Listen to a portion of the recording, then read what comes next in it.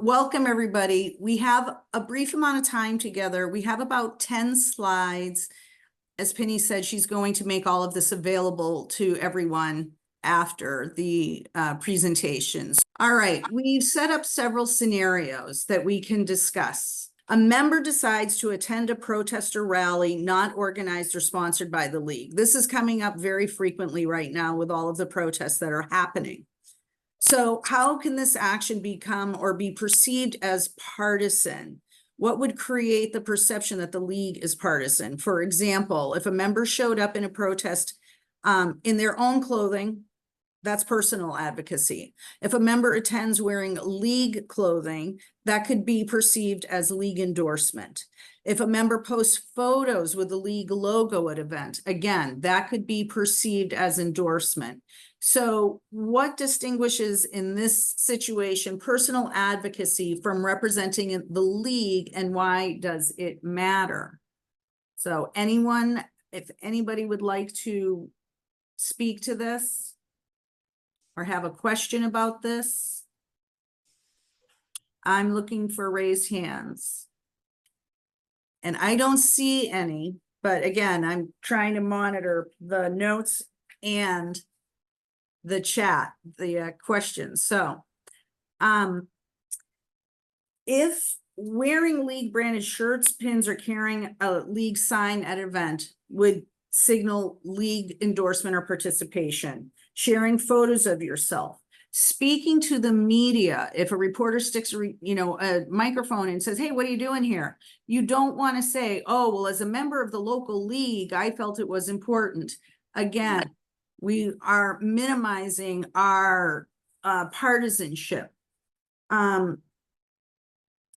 Participating in events explicitly organized by or for a political party or candidate wearing league identifiers. Again, this is not okay.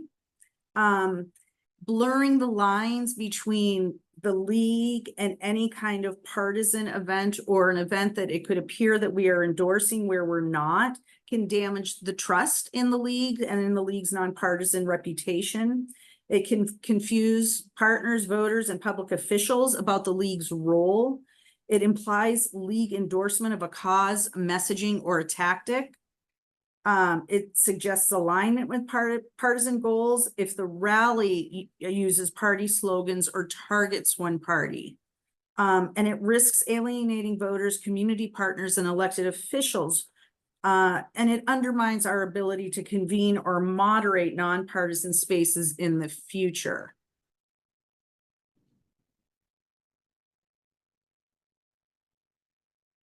So next, the local league partners with a political partisan organization to organize and mobilize for a rally. So what would be examples on when to partner and when not to partner? So a rally calling for the impeachment or removal of an elected official. Would this align with the league nonpartisan policy or not? Anyone have an opinion? You can jump off mute. No, it would not. You are correct. This is very dangerous territory. We do not want to target a specific individual or party. It shifts our role from issue advocacy like voting rights to partisan action anytime we're talking about a specific official. It violates the league's stance of holding officials accountable for policies, not partisan outcomes. Naming or attacking specific candidates or office holders is not okay. Using party slogans or symbols is not okay. An event that would feature partisan speakers without balance, not okay. If an event was organized ahead of an election in order to influence voters, that's not okay. And distributing any kind of campaign materials is not okay. All of these activities risk the league's nonpartisan reputation, but there are ways that we can protect it. If this is an opportunity that is important and it doesn't meet any of the other criteria, it's a conversation ahead of time with the organizers to make sure that they understand our position and to ensure that their efforts are nonpartisan and not directed at any candidate or party. Anyone have any questions, thoughts, concerns? Okay. So the league hosts a debate for an upcoming election. How does this action become or is perceived as partisan? Some examples. If you invite only certain candidates or exclude other candidates, or giving a certain candidate more speaking time, or framing questions in such a way to favor or attack one side or the other. How should the league boards and organizers keep this action nonpartisan? Anyone have any thoughts? Or you want me to share the answers? I can cheat. Invite all qualified candidates, regardless of party, used a clear published participation policy and make sure you share that in writing with all candidates, and enforce consistent time limits and neutral moderation. So, and then educating members about voter services and league trust. Why is it important that volunteers remain neutral when providing voter services? For example, if you're tabling an event for voter services, you don't want to be overheard gossiping about a political candidate or party or bad-mouthing a political candidate or party. So again, when you don your league hat, you must remain completely neutral and be very mindful. Things that we don't think about, or we just might say, oh, you know, can you believe this? You have to be very careful and cognizant of when you're representing the league. So again, ensure all the voters feel welcome and respected, and uphold the league's mission of empowering voters and defending democracy. So the next action is the league hosts or participates in a candidate or issue forum, either sponsored by the league or another organization. So how could this become partisan or be perceived as partisan? The volunteers share personal opinions about candidates at a voter registration or league table. Wearing a campaign button or partisan apparel at the event.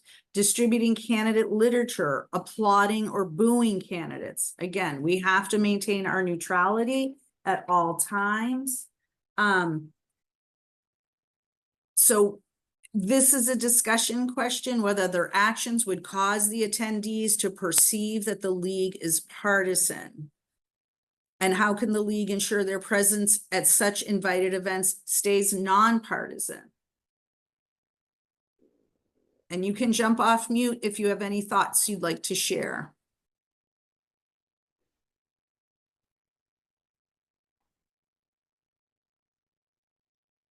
Okay, you're a quiet group.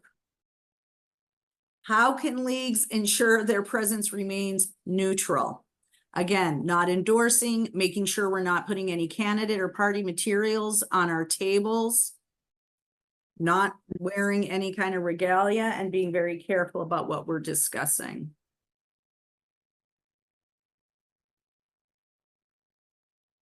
Okay, running a get out the vote campaign. How does this become partisan? For example, if you were to target voters based on a specific political affiliation or precinct likely to support one party, using party data to plan outreach, or sharing partisan talking points during canvassing. None of these are okay. Why is it important that the league volunteers stay neutral when providing voter services? Because we want to target all eligible voters equally. That is our mission. We want to focus on voter education empowerment for everyone. And we want to avoid voter affiliated party lists and voter lists at all costs. So that's something to be very careful about. I know it's easy when you have access to lists to want to utilize them or share them, but we must be very careful about that.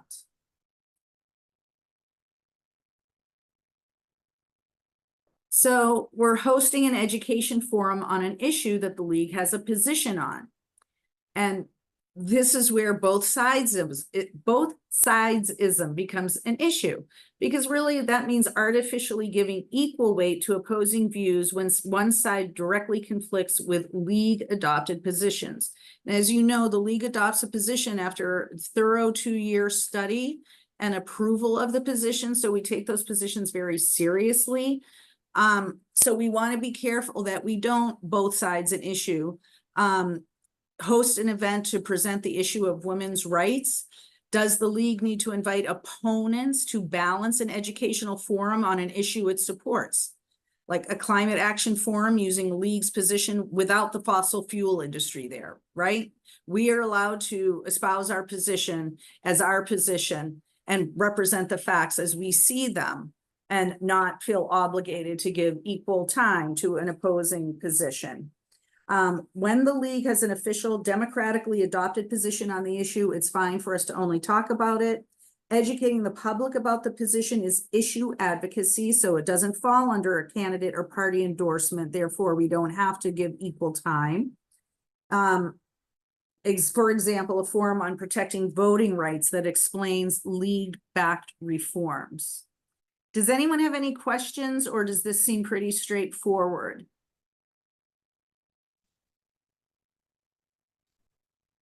Okay. Moving on. So the action is joining a coalition that also endorses candidates, or partnering with an organization that also endorses candidates or works to elect candidates. How could this be perceived as partisan? Examples, a coalition. How can this contribute to the perception that the league is partisan? For example, a coalition advocating for fair redistricting is issue focused, so that's appropriate. A coalition that endorses the candidates who promise redistricting reform is problematic. All right. So what precautions should the league take when working with partners who may be perceived as partisan? We want to be really careful to evaluate the coalition's full mission and activities before joining. We want to clarify in writing the league's nonpartisan role. We want to participate only in issue-based work streams, not endorsement activities, and avoid signing joint letters that include candidate endorsements. Again, we don't want to create any confusion about the league's independence, and we don't want the league to appear to be endorsing a coalition's entire agenda, which may include candidate endorsements. So this is where we have to tread a little cautiously. Does anyone have any questions about this? We can endorse candidates as individuals, but we can't let that be known if we're representing the league. Is that correct? Correct, as long as you are not in the president, president-elect, or secretary's role. So as individuals, you can be politically active, you can campaign, you can donate, but you cannot do it wearing your league shirt or a league hat or sticker. Does that clarify that?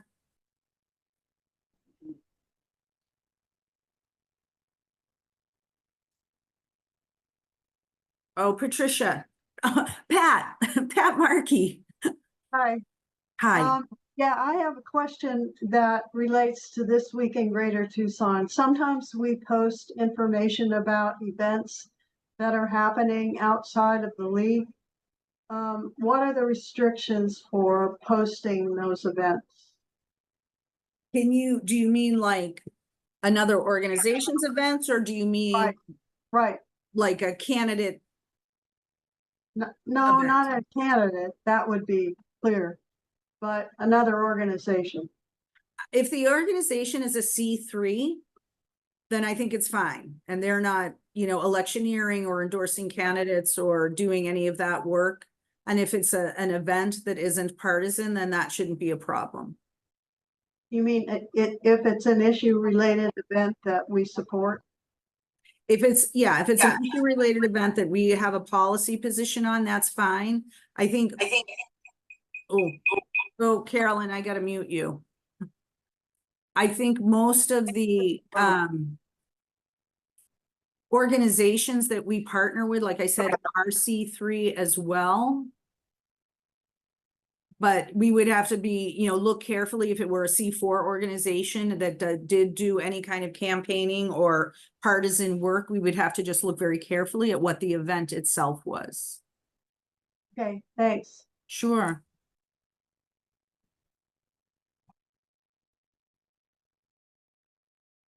Okay. All right, next scenario, making a decision to co-sponsor or join coalitions or enter into partnerships. So for example, this could become partisan if we're invited to join Swing Left, co-sponsoring with the Arizona Democratic Party, co-sponsoring with the Democratic or Republican Party for a legislative district meeting. So some of the things to think about are what questions should we ask before co-sponsoring events or joining coalitions? Like, is the group nonpartisan in its mission and activities? Does it endorse or support specific candidates or parties? Is the event focused on issues aligned with league positions, or does it promote a partisan agenda?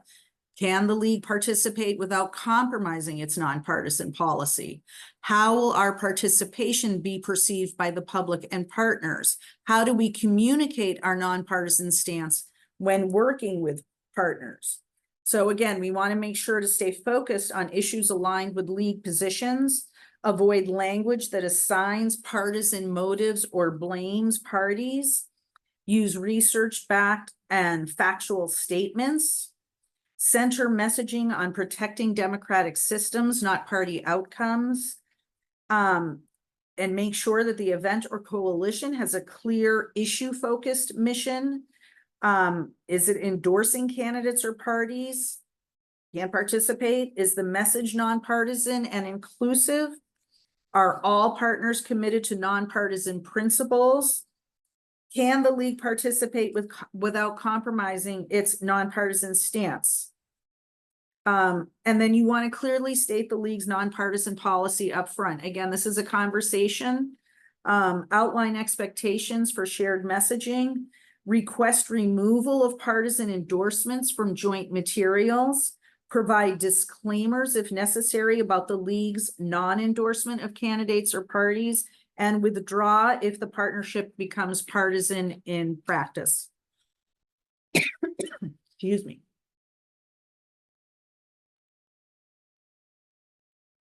Any questions?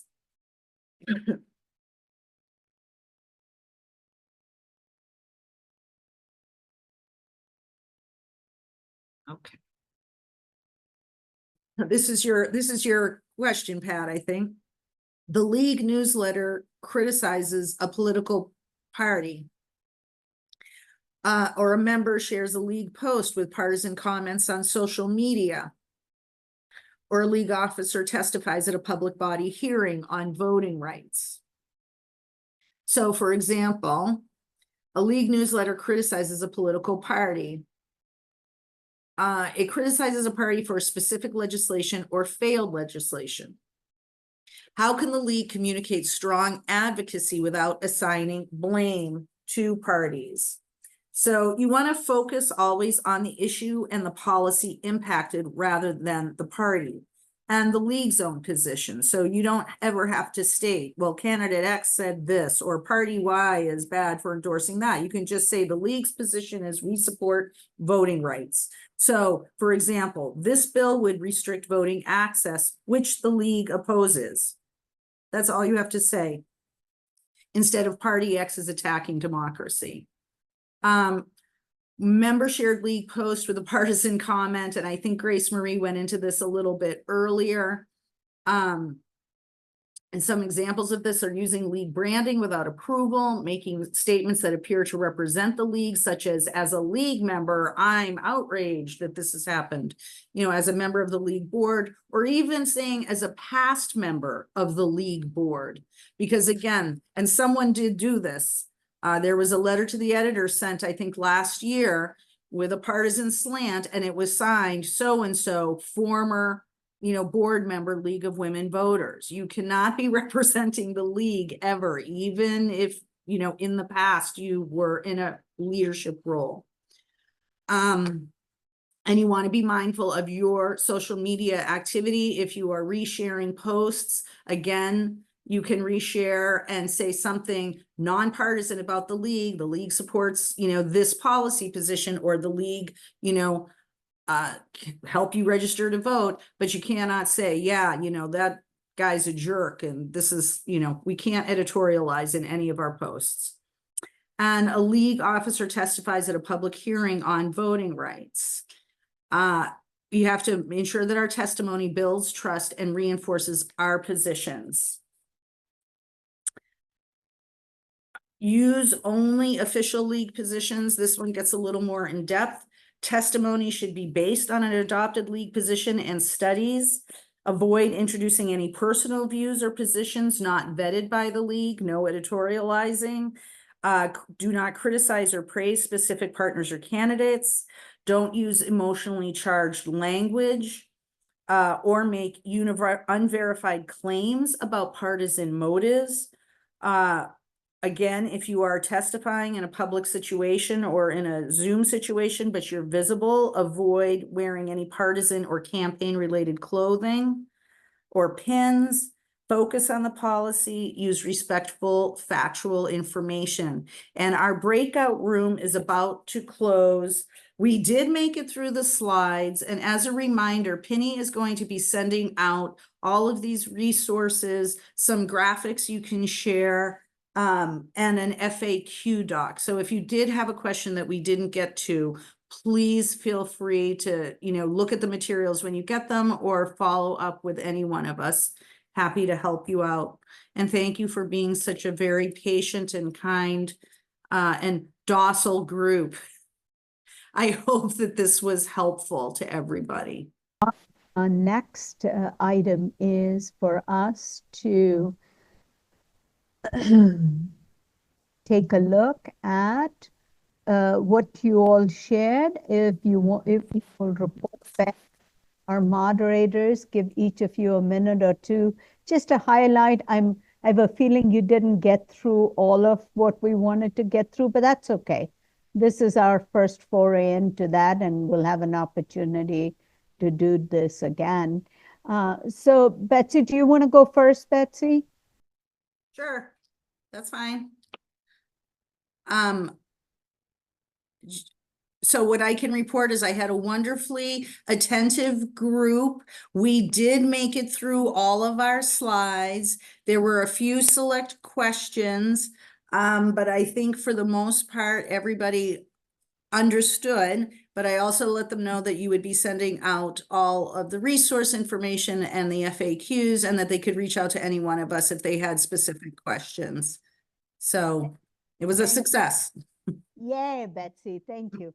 Marcia? Hi, well, okay, now I'm jealous that Betsy got through everything because we did not. And I think it was, though, for a good reason, because people were sharing their experiences within the context of these various scenarios.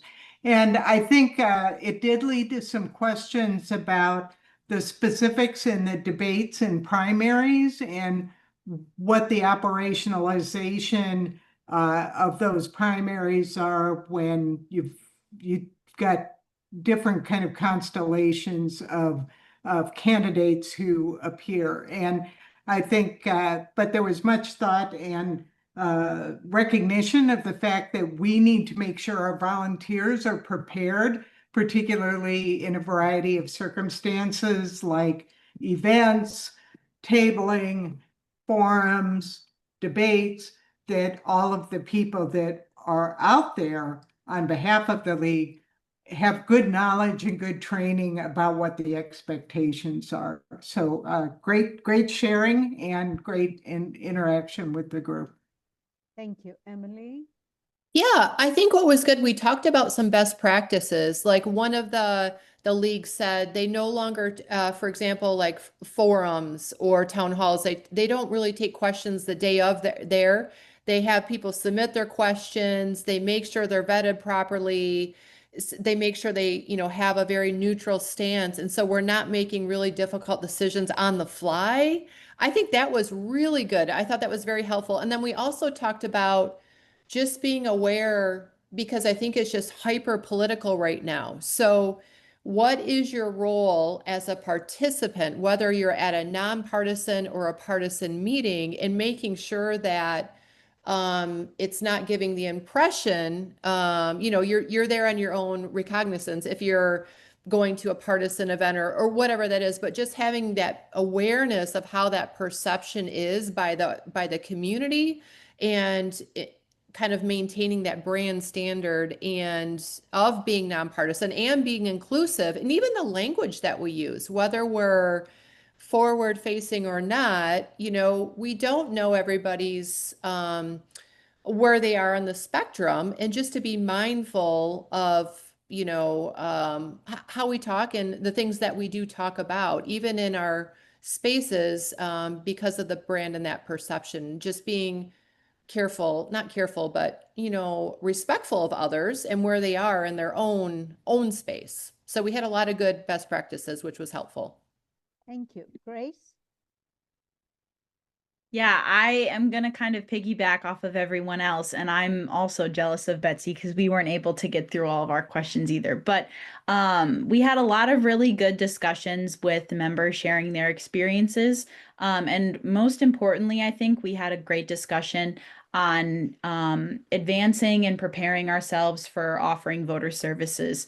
And we discussed some of the ways that can very quickly become tricky when we have partisan voters coming up and asking us politically charged questions, and how it can be difficult when you're at the league stand to remain nonpartisan in your reply and your response, and how that can sometimes be tricky.